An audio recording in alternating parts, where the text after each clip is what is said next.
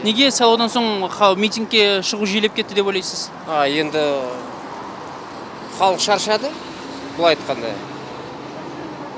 Жағдайы нашар, жағдайы төмен. Несправедливые выборы были, нечестные, потому что очень много фактов было выявлено, когда на глазах у всего народа вот такие вот...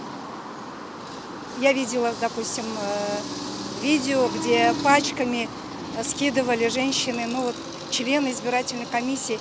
Это вообще недопустимо. Кому-то зарплаты не хватает. Пенсионеры потихонечку шкарябаемся. Енді сайлау әділ өтпеді деп нетіп жатырған шығар.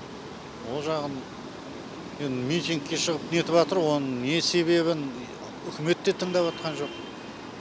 Не талап етіп жатқандарын, тек жаппай не? Оно же накапливалось, я думаю, годами. И оно сейчас вот уже потихоньку уходит. Потому что народ недоволен выборами, они же прошли даже не спрося нас, нелегитимно.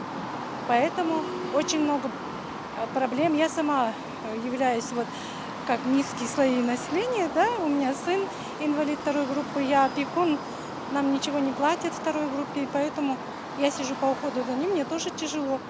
Я понимаю народ. Из-за того, что народ не видит изменения политической структуры нашей страны. Осмелел, наверное, народ. Устал жить так, осмелел. Я даже не могу сказать. Проснулись.